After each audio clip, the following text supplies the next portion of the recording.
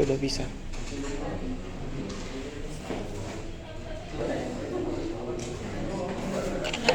Sudah.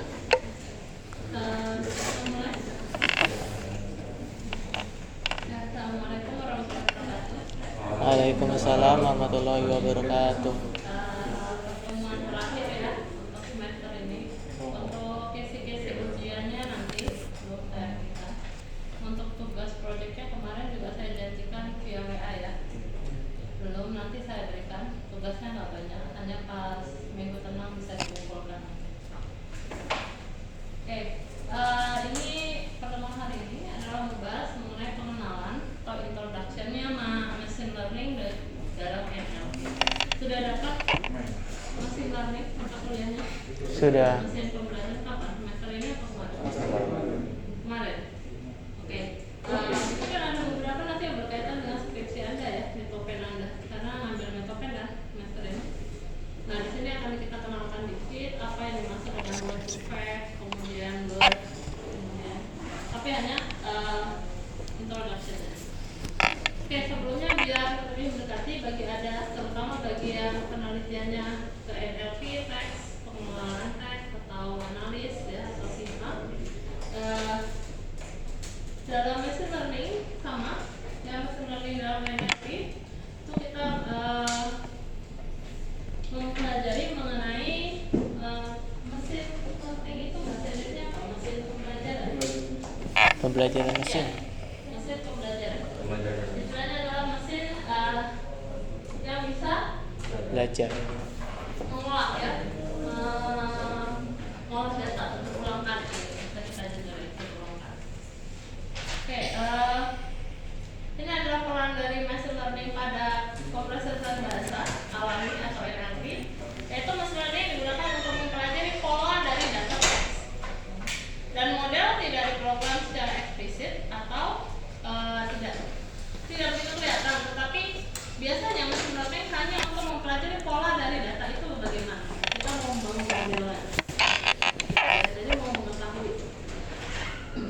Contohnya itu biasanya ada pada klasifikasi dokumen dan prediksi kata. Ya, jadi kita juga bisa membangun suatu aplikasi untuk memprediksi kata. Biasanya kalau mau memprediksi kata, itu kita lihat dari kata sebelumnya yang mengiringi, itu bisa kita prediksi.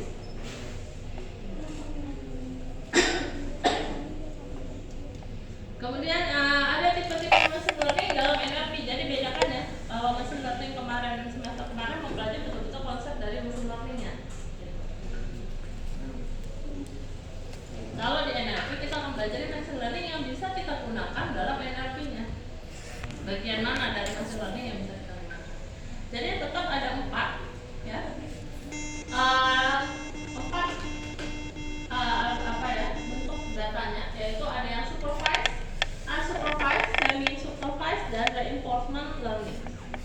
Mungkin di machine learning sudah ada ya supervised seperti itu. Kalau supervised agar lebih paham lagi, kembali lagi, supervised learning itu adalah belajar dari data yang berlabel.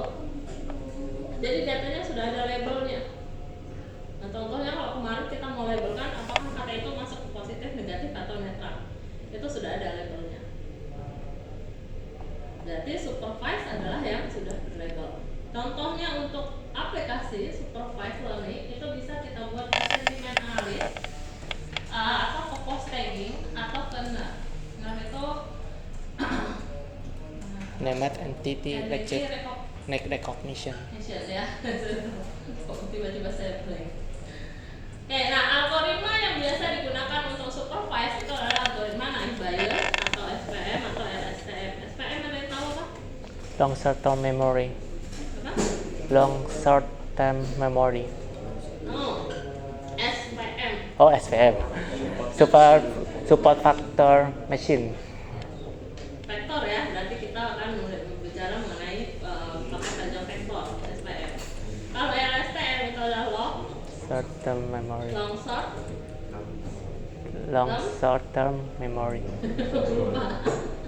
Nah, itu LSTM. Nah, akhir-akhir ini beberapa mahasiswa itu ada yang membandingkan LSTM dengan BLSTM-nya. Jadi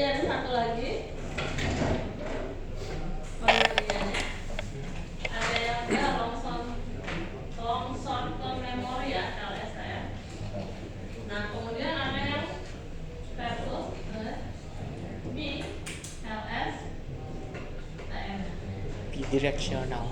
Jadi bilingualnya. Ada dua. Untuk pro dan kontranya, supervise adalah akurat jika datanya cukup. Ya, jadi kalau kelemahan dari supervise ya seperti itu, semakin sedikit data, maka nilai akurasi kita semakin tidak akurat.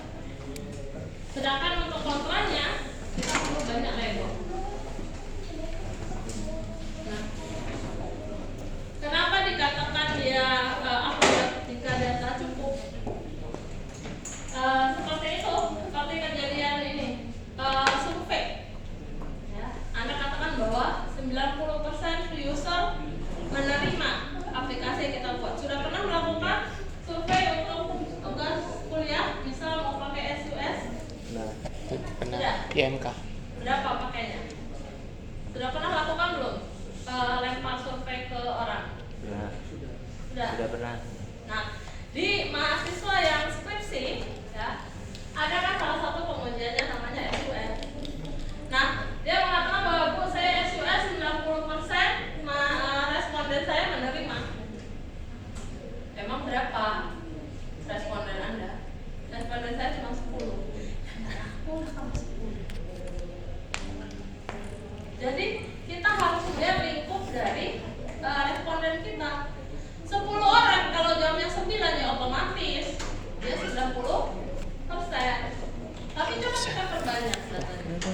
Makanya kalau misalnya selalu mengajukan mahasiswa melakukan pengujian SUS, beda dengan blackbox ya. Kalau blackbox itu beberapa orang tidak oke. Tapi kalau SUS kan kita perlu pendapat mengenai user interface yang kita punya. Nah, jadi pastikan bahwa responden Anda jangan cuma 5, 10 tidak belum mencukupi. Nah, jadi usahakan untuk lebih banyak. Terutama kalau Anda nanti berkecimpung di dunia software development atau software house ya di jadi pastikan data cukup. Apalagi kalau Anda pakai LSTM, metode LSTM dan bias untuk klasifikasi, untuk sentiment analysis, maka data yang Anda pakai itu harus banyak. Banyak dalam arti data hasil pre-processing paling tidak harus di atas 5.000 data. Hasil pre-processingnya bukan data mentah. Data mentah adalah data yang Anda crawling, yang Anda ambil sendiri. Itu yang perlu diperhatikan, datanya harus banyak. Kemudian ada unsupervised learning. Kalau unsupervised learning berarti belajar dari data tanpa label.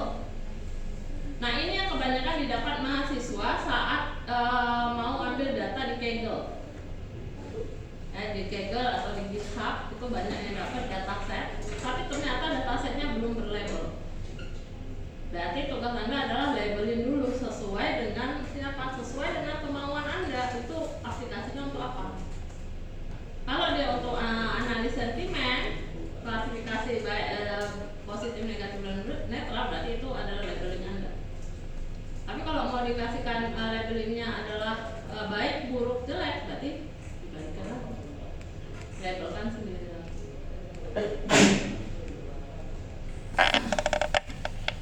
Contohnya ini adalah contoh unsupervised learning, maka kita bisa buat untuk topik model atau word embedding.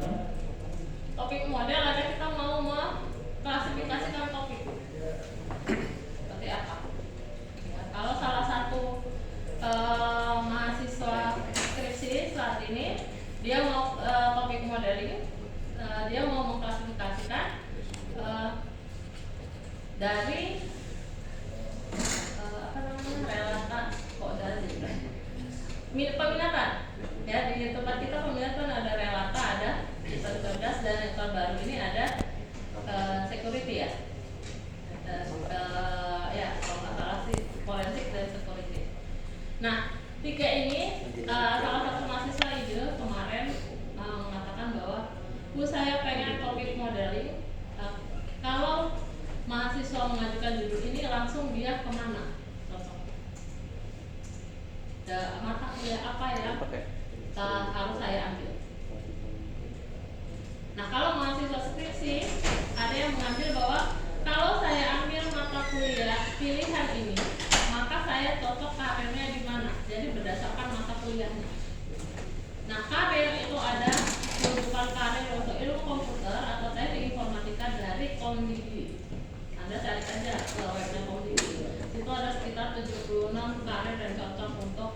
mahasiswa lulusan teknik informatika dan S1 ilmu komputer.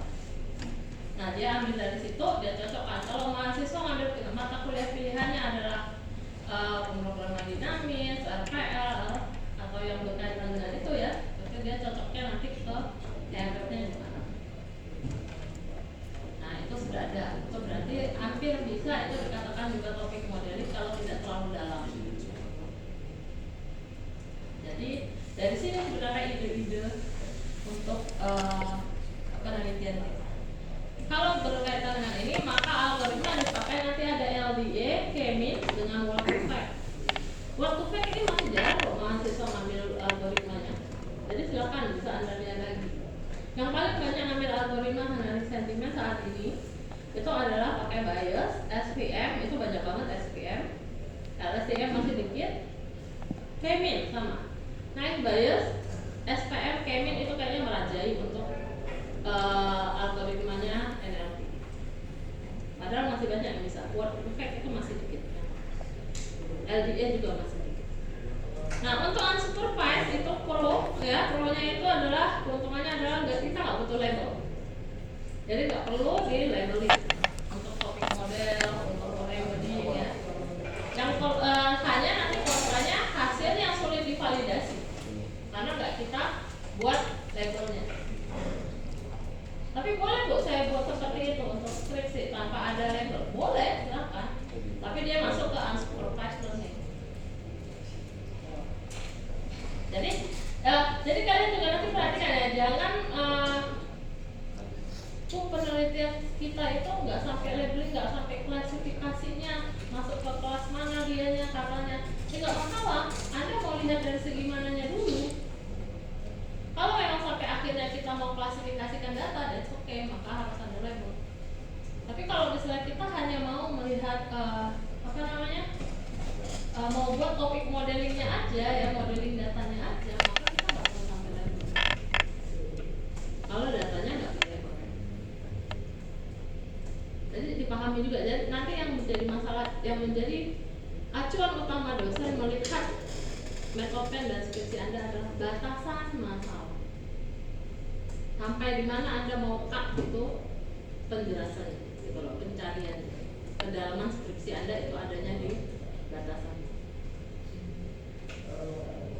Yang ketiga itu ada semi supervised learning. Semi supervised learning cocok untuk kondisi di mana data kita itu adalah kombinasi data berlabel dan tak berlabel. Ada seperti ini kejadian. Mahasiswa saya kemarin yang skripsi tahun ini bahwa dia ambil di Kaggle tidak berlabel, dia ambil sendiri ya, dia dapat sendiri dari institusi berlabel. Jadi gimana Bu saya sekian lebih banyak yang tidak berlabel daripada berlabel? Ya udah pakaikan ke semi supervised-nya, cari metode yang cocok atau algoritma yang cocok untuk semi supervised. Contohnya untuk apa Bu pergerakannya kalau kombinasinya data kita label dan tidak label itu? Pre-training plus fine tuning. Jika kita mau fine tuning aplikasi tujuan Anda atau pseudo labeling. Pernah dengar istilah fine tuning? Apa artinya? Melatih ulang model. Data kita artinya sudah fine tuning itu berarti data setnya sudah training, tapi kita training lagi, Menambahkan knowledge. misal data kita terlalu banyak nih, data kita sekitar 100.000 data misalnya, tapi itu sudah di training. Tapi kalau kita ambil terlalu banyak, ya udah fine tuning, yaitu ambil pre-training lagi, terkecil datanya, maka kita training kembali. Itu adalah fine tuning. Jadi data yang sudah bagus kita fixkan lagi. Nah, untuk pseudo labeling apa? Ada yang tahu? Pseudo labeling berarti adalah kita mau melakukan labelingnya sudah ada di tools yang mau kita buat, walaupun dia nggak komplit. Kayak Bird itu kan udah pernah pakai Bird? itu pseudo labelingnya ada tapi kurang konkret. Ya, istilahnya untuk bahasa Indonesia dia mencukupi, tapi untuk bahasa Inggris dia masih. Sama kayak di Python, pakai labeling otomatisnya di Python untuk bahasa Indonesia masih kurang, karena yang buat bukan orang Indonesia. Nah, jadi Anda kalau mau buat model labeling juga bisa. Model labeling bahasa Indonesia berarti Anda harus punya kosakata, vocabulary bahasa Indonesia yang banyak. Lalu mau prediksi, pakaikan prediksi katanya, berarti Anda harus punya banyak kata yang berhubungan. Sedangkan reinforced learning itu adalah belajar dari interaksi dan reward maksudnya. Jadi untuk reinforcement learning contohnya adalah ChatGPT, Chatbook. Kita kasih perintah, kita kasih sesuatu inputan, maka dia ada feedbacknya, kita ada responnya. Nah, itu adalah reinforcement learning. Jadi dia membuat dia belajar terus. Nah, ChatGPT yang Anda pakai, baik itu ChatGPT, Cloud, Perplexity, Gemini, ya, itu semuanya pakai reinforcement learning. Artinya apa?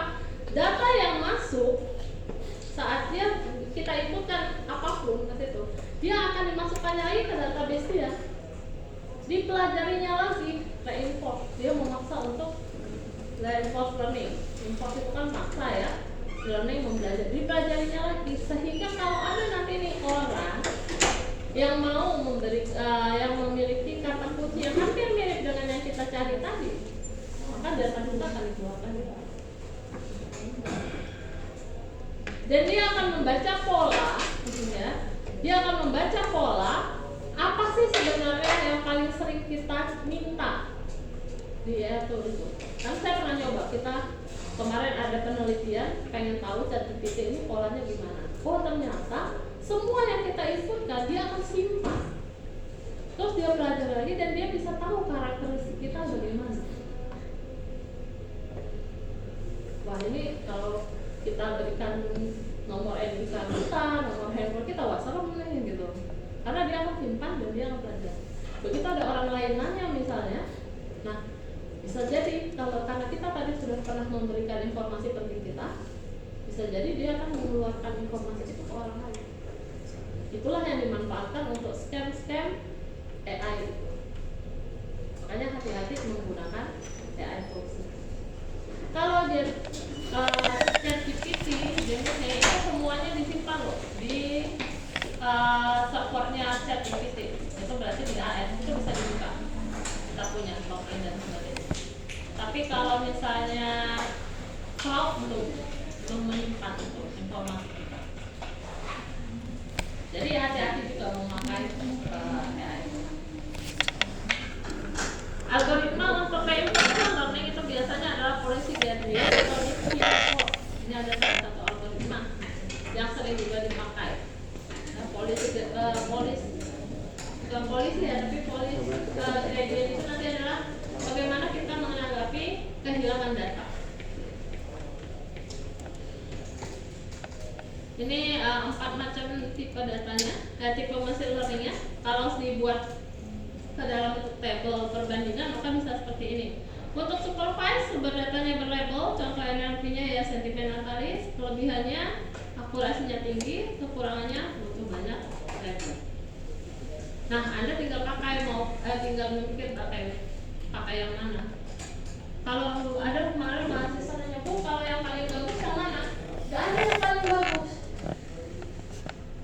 Sama dengan Anda kalau menulis, kalau ditanya kenapa kamu pakai metode naik bayar saat ujian, biasanya yang ditanya nanti untuk ujian proposal dan skripsi awal-awal, kenapa pakai metode naik bayar? Terus Anda katakan bahwa karena dia yang paling baik dalam prediksi. Kok ada paling baik? Siapa yang bilang paling baik? Jawaban mahasiswa banyak kan, ini pun dari jurnal yang saya baca referensinya bahwa metode naik bayar yang paling baik. Itu kan referensi jurnal penelitian si A. Ke kasusnya Anda belum tentu itu yang paling baik.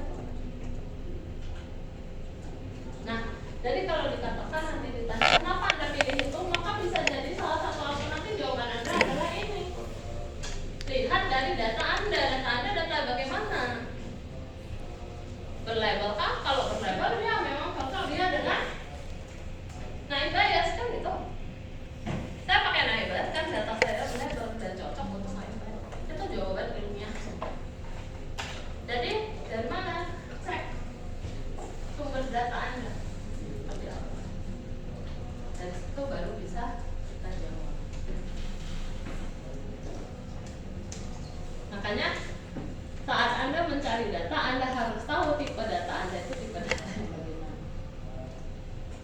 Apakah tipe data numerik atau teks? Numerik apa artinya? Tipe datanya numerik berarti apa? Datanya berupa apa? Angka. Teks? Tulisan dan karakter kan? Kalau image? Gambar. Audio? Suara. Jadi harus ketahui tipe data Anda tipe data bagaimana. Kalau dia tipe data teks, apakah dia sumbernya sudah data berlabel atau belum? Atau campuran datanya? Nah, jawaban itu nanti diambil dari bagaimana Anda mengambil data. Oke, untuk pemahaman penerapannya ini lebih kelihatan ya, penerapan machine learning dalam NLP ini saya pengenalan aja, dan nanti kalau Anda sekarang sudah punya topik, kemana larinya topik itu? Ya, kalau untuk pemahaman teks dan klasifikasi ya, penerapan di NLP-nya, maka itu cocoknya sentiment analysis atau spam detection. Nah, tergantung Anda mau gimana. Sudah terlalu banyak sentiment analysis itu kemarin kita rapat, wah ini dari 150-an sampai 200 mahasiswa yang ambil metopen ya, 40% sentiment analysis semua. Aduh, ini terlalu kacang goreng nih topiknya. Nah, jadi tinggal dicek Anda mau kemana. Kalau menentukan sentimen atau emosi dari teks, maka itu adalah sentimen analis. Tapi kalau identifikasi email atau spam pesan, itu maka spam detection. Ini paling banyak loh sebenarnya spam detection yang belum terdetek. Masih banyak kan orang-orang tua kita ketipu dari SMS, WA, email. Anda juga kadang, wah ada promo nih, tinggal klik aja, begitu klik langsung dia masuk. Nah, deteksi dulu. Oke, tinggal buat. Toolnya masih jarang. Ada satu tool spam detection yang cepat memang dari Cyberpolice. Masuk aja ke web Cyberpolice. Mereka sudah punya tool spam detection. Anda masukkan linknya masuk. Cuma kelemahannya apa? Belajar itu. Karena mahasiswa senior Anda semester kemarin berhasil spam detection. Kalau Cyberpolice-nya sekian 0, sekian detik, dia punya, mahasiswa punya lebih cepat lagi 0,00 sekian. Berarti dia ambil dari segi kecepatan deteksi. Lalu dia list link yang belum ada sekarang ini. Dari kelemahan dari punya senior Anda adalah, satu kelemahannya adalah belum bisa mendeteksi melalui ciri-cirinya. Padahal link spam itu atau link scamming itu ya, itu kan ada ciri-cirinya. Nah, itu yang belum ada. Ayo bagi yang bernama silahkan diperdalam. Yang kedua, untuk penerjemahan mesin sama masih machine learning ya, masih ada. Nah, Indonesia itu lebih dari 600 bahasa, tapi belum semuanya bahasa dimengerti. Saya aja yang sudah tinggal lama di Jogja masih belum ngerti bahasa Jawa juga. Makanya kadang saya masih pakai kamus bahasa Jawa yang kemarin pernah mahasiswa buat. Itu saya minta Excel-nya karena saya masih belajar dari situ. Nah, bahasa daerah Anda sudah ada belum? Dimengerti belum? Silahkan buat mesin terjemahannya. Itu menambah kesamaan.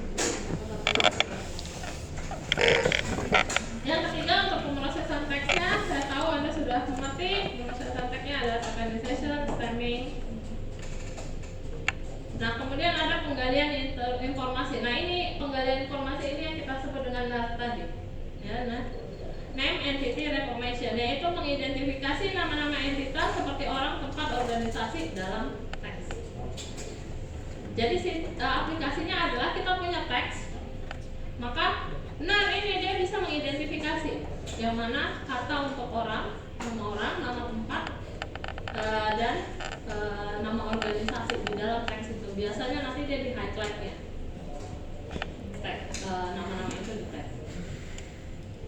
Nah, atau nanti Anda mau membuat information retrieval, siapa tahu semester depan mau ngambil lagi mata kuliah pilihannya information equal itu berarti nanti bisa menambah aplikasinya. Atau pembuatan teks untuk text generation atau summarization, ini biasanya Anda sudah pakai belum?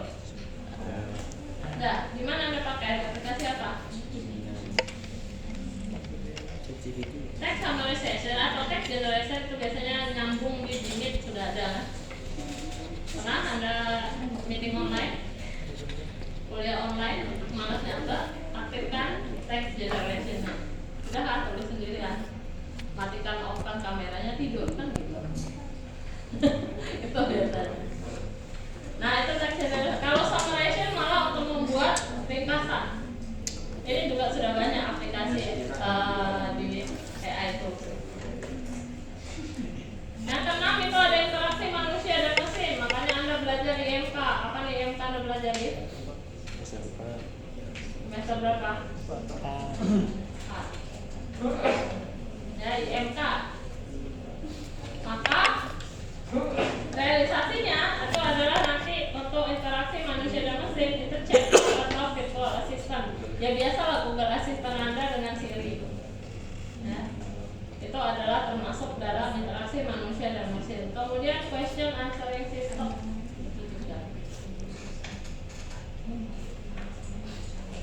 Jadi kalau pakai NLP jangan cuma untuk analisis sentimen ya, banyak nih topiknya.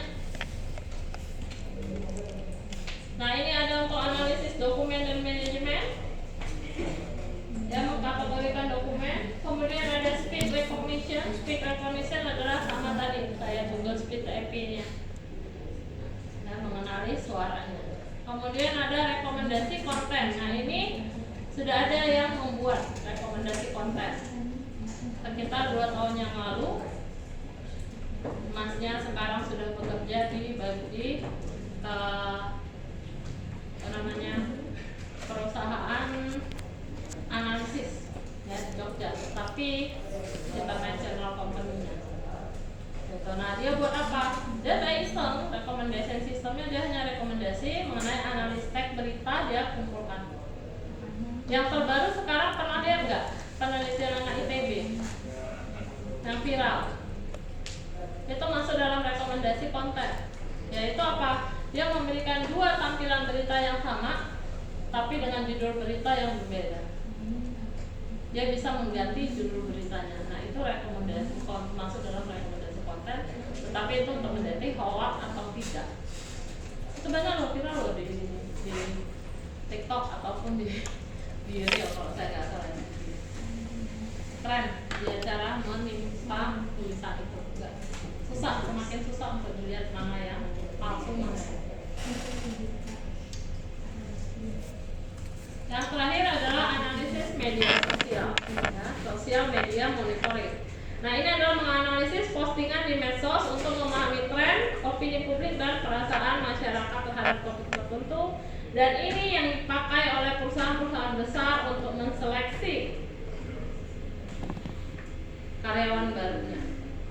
Dengan mereka mengaktifkan ini, ya analisis media sosial. Yang dilihat apa? Yang dilihat adalah media sosial Anda. Anda kan pakai CV, mereka lihat nama Anda, cari medsosnya, itu mereka analisis. Status yang pernah Anda tampilkan di medsos Anda. Nanti akan bisa memberikan opini kepada mereka karakter Anda seperti apa. Dan itu yang akan menentukan apakah Anda diterima bekerja atau tidak, cocok atau tidak dengan kinerja, dengan ritme kerja mereka. So, hati-hati mulai semester 6, 7 itu udah jangan posting yang aneh-aneh lagi. Ya. Karena juga masuk ASN juga ini sudah mulai diterapkan. Kenapa Bu keren banget ini diterapkan? Karena mengingat hasil survei mental generasi berikutnya ini sudah terlalu riskan ya, karena terlalu banyak kasus mental. Jadi itu bisa dilihat. Oke, sampai di sini ada yang mau ditanya? Topiknya sudah. Untuk skripsi Anda metode metopen Anda. Biasanya ini 2 minggu ke depan tuh mulai tuh jadwal semprot keluar.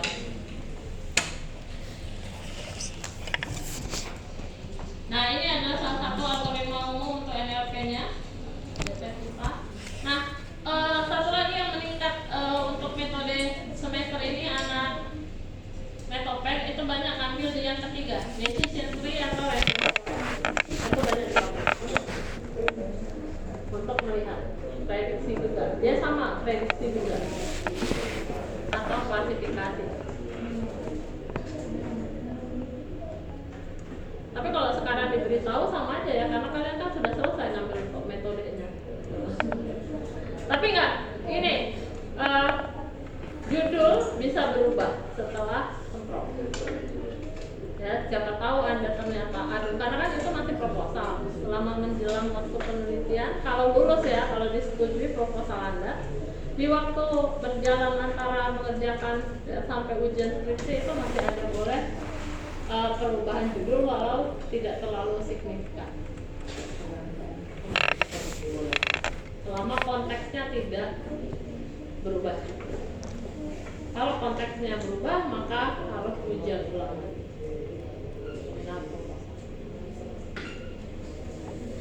Oke, ini pipeline-nya sama, ya, mode trainingnya. Nah, kalau pembelajarannya ini adalah pipeline-nya. Apa sih yang Anda kerjakan kalau membangun suatu aplikasi NLP, baik itu sentiment analysis dan tadi ya semuanya ada form detection. Maka pengerjaan yang Anda lakukan adalah satu, pengumpulan data harus ada. Gak mungkin gak ngumpulin data. Apakah harus buat user interface Bu? Gak mesti juga. Kalau hanya ingin membangun model, membuktikan performance, membuat analisis sistem dan klasifikasi teks, maka kita nggak perlu user interface. Anda tahu user interface yang mana maksudnya? Ya, itu nggak perlu. Anda tinggal pakai di Python karena kan kita hanya mau membangun model aja. Kita hanya menentukan sentimen analis, labelingnya kemana. Itu nggak perlu membangun UI UX. Cukup training datanya aja yang diperbanyak. Nah, lumayan membantu juga ya bagi yang susah membuat UI UX. Nah, pengumpulan data kayak apa ya? Jangan seperti kemarin ada mahasiswa ketemu saya sudah skripsi mau selesai, ternyata datanya cuma 5. Saya bilang, sejak kapan boleh ada data 5? Kan datanya masih uji coba Bu. Nah, data uji coba di proposal oke lah Anda tampilkan data 5, 10 karena masih proposal. Kalau sudah skripsi nggak boleh lagi data segitu, harus sudah data yang konkret. Nggak ada lagi dengan alasan Bu, data saya pakai masih data dummy. Nah, terus pembuktiannya kapan kalau masih pakai data dummy juga skripsinya? Jadi ingat ya, jangan pernah ada kejadian seperti saya sampai kaget, aduh kok bisa 5 ini datanya.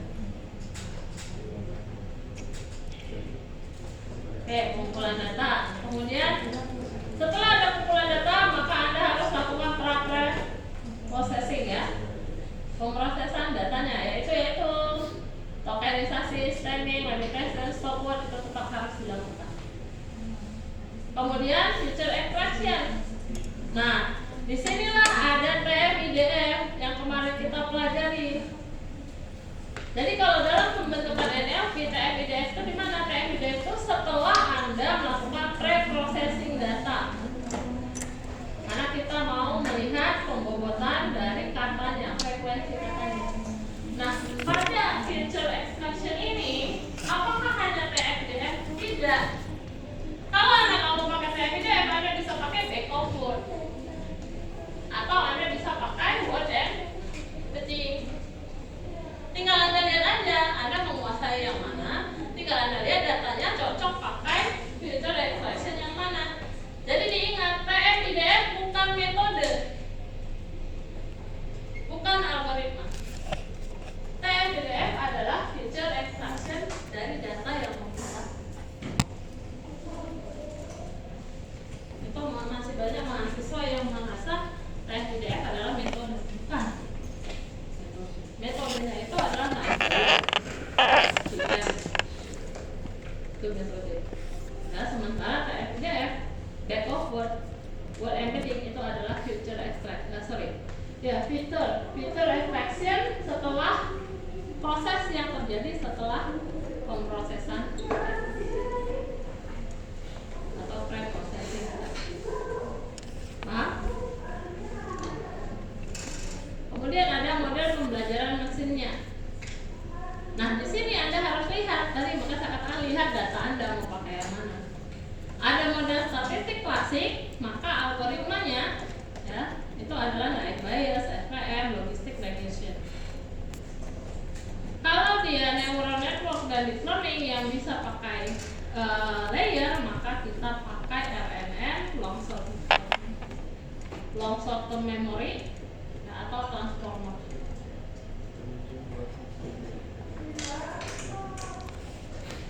Lalu kalau sudah model pembelajaran mesinnya, maka masuk ke arsitektur transformernya. Nah, di sini kita pakai. Anda mau pakai model apa? Pakai naive Bayes, maka pakai apa yang cocok lagi? BERT apa PVT? Atau attention mechanism, tergantung topiknya Anda di mana. Tergantung kebutuhan kita di mana. Berikutnya adalah evaluasi modelnya. Nah, di sini juga yang banyak mahasiswa. Oke, saya sudah pakai modelnya naive Bayes, SVM. Oke, saya pakai nanti untuk labelingnya pakai BERT kah atau pakai pseudo kah? In this very short video, I'm going to show you how to whitelist email users. Bukan, di sini kepentingan berikutnya yaitu evaluasi model. Bayes yang Anda pakai tadi dengan kombinasi BERT-nya yang Anda pakai itu, evaluasi modelnya apa hasilnya? Evaluasi model biasa kita cari akurasinya, validasi dan sebagainya. Nah, itu dilihat lagi evaluasi modelnya, apakah mau pakai model evaluation atau cross validation. Nah, ini pertanyaan paling sering. Kalau model evaluation itu biasanya yang dipakai adalah akurasi, precision, recall, equal scope. Dan biasanya itu kita pakai dia di split data. Nah, split datanya. Tapi kalau Anda pakai cross validation nih sering digunakan untuk memastikan model tidak overfitting pada database pelatihannya. Cross validation Anda mau pakai K-nya berapa? Sudah belajar kan cross validation? Ya Bu, saya pakai K-nya 5. Dari mana 5? Minggu lalu kalau nggak salah udah saya kasih tahu kan? Cara jawab gimana? Kalau dia pakai split data, maka split data pembagiannya berapa? So, Anda harus tahu karakteristik data Anda itu cocok pakai evaluasi model yang mana.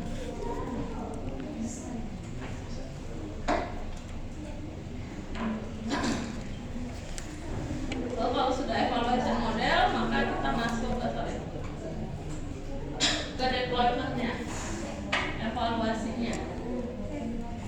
Baru masuk ke pemantauan dan pembaruan. Kalau Anda berminat untuk mesin terjemah, maka mesin penerjemah Anda harus bisa update data. Jangan data yang Anda masukkan dari awal aja. Gak mungkin. Kamus pasti bertambah. Ya,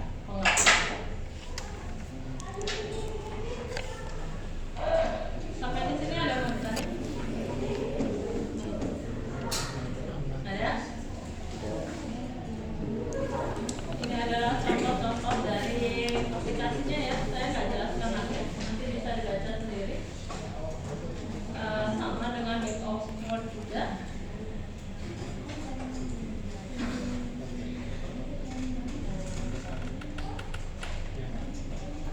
Back of Word sudah mengerti? Sudah pernah saya kasih belum?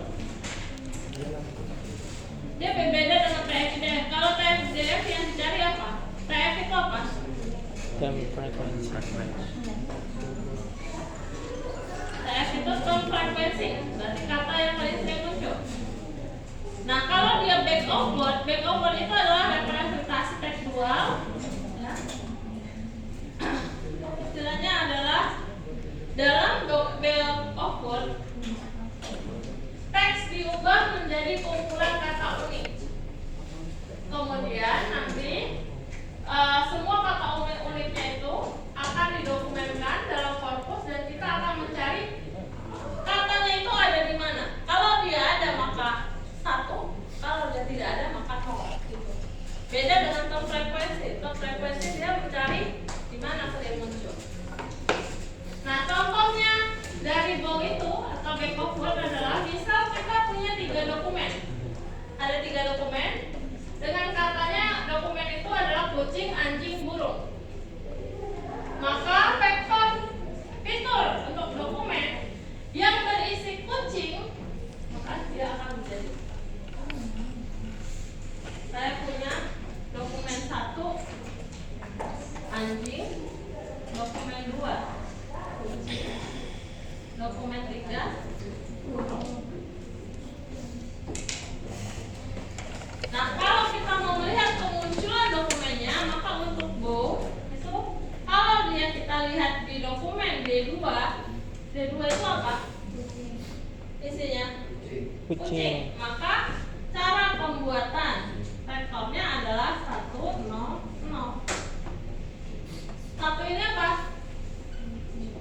Kucing. Kucing ada di mana? Di dokumen 2. Apakah anjing ada di dokumen 2? Apakah burung ada di dokumen 2? Jadi penulisan backover itu. Makanya nanti kalau ada contohnya, dia akan seperti ini contohnya. Misal dokumen 1 saya suka belajar NLP, dokumen 2 belajar NLP sangat menyenangkan. Maka vektor fitur untuk dokumen 1 adalah 1, 1, 1, 1, 0, 0. Sedangkan vektor fitur untuk dokumen 2 adalah 0, 0, 1, 1, 1, 1. Dari mana ini dapat 0, 0? Karena tidak ada kata saya suka di dokumen 2. Jadi dalam bow kita akan samakan panjang vektor. Ya. Belajar NLP sangat menyenangkan. Ada kan? Di dokumen 1 saya suka belajar NLP. Yang dikenali di dokumen 1 adalah saya, ada nggak? Ada. Suka, ada nggak? Ada. Belajar ada? Ada. NLP ada? Ada. Sangat ada nggak? Tidak ada. Menyenangkan? Tidak ada. Maka dia 0, 0 di dokumen 1. Karena kata itu tidak ada. Ingat, bukan dilihat per karakter, tapi kata. Sedangkan di dokumen 2 kata yang tidak ada apa? Saya suka Saya dan suka. Maka dia 0, 0, 1, 1. Makanya kelebihan dari bow sederhana. Yang kedua efektif untuk banyak tugas dasar. Ingat, tugas dasar dalam NLP. Tapi kekurangannya tidak mempertimbangkan urutan kata, sehingga kalau Anda membuat aplikasi prediksi kata susah. Karena prediksi kata kita pasti harus melihat kata sebelumnya apa untuk memprediksi kata berikutnya. Dan dapat menghasilkan vektor yang sangat besar dan jarang space-nya. Artinya apa nih? Terlalu banyak nanti daerah kosongnya. Jika korpus memiliki banyak kata yang unik. Kalau di korpus kita seperti ini, maka awalnya penyimpanan kita cukup 5 GB, karena kita pakai bow bisa menjadi 2 kali lipatnya. Nah, itu juga perlu dipikirkan. Nah, kalau TF-DF kita hitung frekuensi sering muncul, bow dia seperti ini. Paling simpel sih sebenarnya, karena hanya menentukan ada atau tidak. Tapi kelebihannya itu terasa di software house developer. Ada poin 2 kekurangan, yaitu harus memiliki memori yang besar.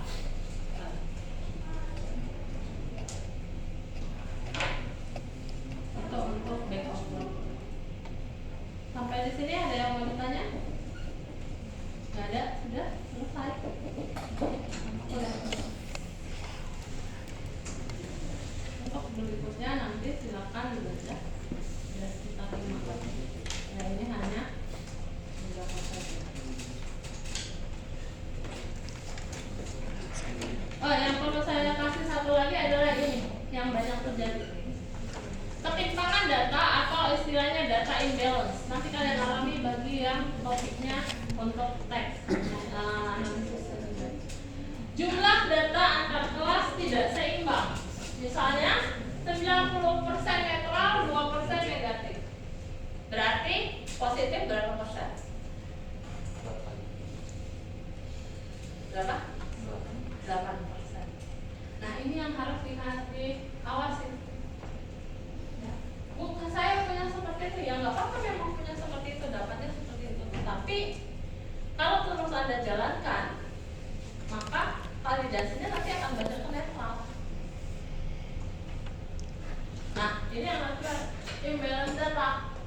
Pasti kalian alami, ya. Nah, bagaimana dapanya? Dapat model bias terhadap kelas mayoritas, maka dia nanti keputusan banyak masuk ke netral. Lalu kelas minoritas sulit dikenali, betul sekali, apalagi untuk yang negatif. Solusi apa? Makanya kalau nanti Anda menemukan data Anda imbalance, maka silakan 3 metode ini Anda pakai. Yang pertama adalah oversampling atau undersampling.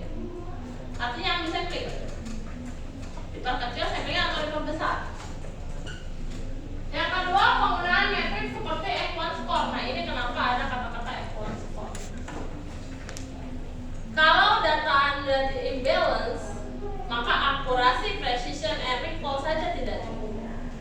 Makanya kita tes pakai F1 score. Tapi yang mahasiswa sering lakukan adalah di sini.